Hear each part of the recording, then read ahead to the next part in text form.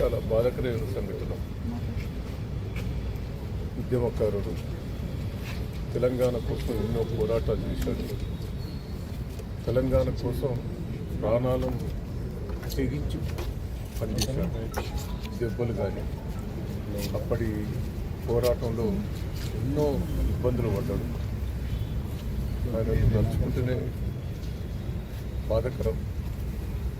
కానీ 12:51 చనిపోవటం జరిగింది. మేము 11 వరకు కూడా అందరం కూడా ఇక్కడనే ఉన్నాం. డాక్టర్లు దాదాపు కొద్దిగా ఇబ్బందికరమైన పరిస్థితి అని కూడా చెప్పడం కూడా జరిగింది. సరే మళ్ళీ తెల్లారి వరకు వస్తాం అనుకోకుండానే 12:51 వరకు చనిపోవడం జరిగింది. ఇప్పుడు 6 రోజులు పాపం డాక్టర్లు కానీ అందరూ కూడా కృషి చేశారు. ప్రతి ఒక్కరు కూడా భగవంతుని ప్రార్థించారు. బతికియాలి రాజకీయాలకు అతీతంగా కూడా పెద్దిగారు బతకాలి. మా వరంగల్ జిల్లాకు ముఖ్య నాయకుడే. వాస్తవంగా అన్ని తీర్లా పోరాటం చేశాడు.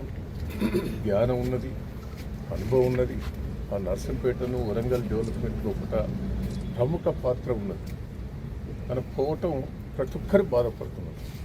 అందరి బాధకరం. ఎందుకంటే కొన్ని చిన్న సంఘటనలు జరగవచ్చు, కొన్ని ఇబ్బందికరమైన సంఘటనలు చేసిండు ఆయన. ఇప్పుడు సరే చనిపోయినప్పుడు నేను చెప్పడం కాదు, కానీ గన్మెన్లు తీసేయటం అది తీసేయటం. ఎందుకంటే గన్మెన్లు ఉంటే మందులు టైంకి ఇచ్చేది, ఎంబడిపడి మీకు ఆరోగ్యం మంచిగా లేదని వేరే వాళ్ళకి చెప్పేది. కానీ అది చెప్పకుండానే అది కూడా కొంత ఇబ్బందికరమైంది.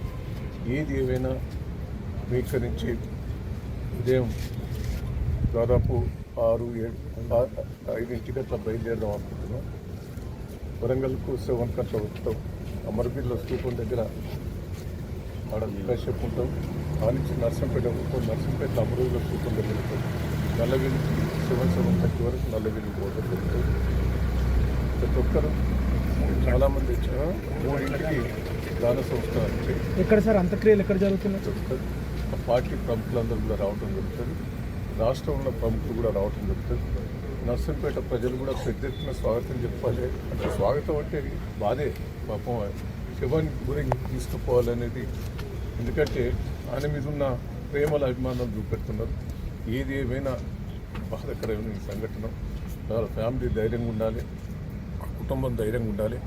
పార్టీ పరంగా అన్ని తీర్లా కేసీఆర్ గారు కానీ, కేటీఆర్ గారు కానీ, కేసీఆర్ హరీష్ రావు గారు కానీ అందరం కూడా బాధపడుతున్నారు. వాళ్ళు కూడా టెన్షన్లో ఉన్నారు. వాళ్ళు కూడా పార్టీ పరంగా కుటుంబాన్ని అన్ని తీర్లు ఆదుకుంటామనేది మరి చెప్పడం కూడా జరిగింది. అందరు కూడా రావాల్సిందిగా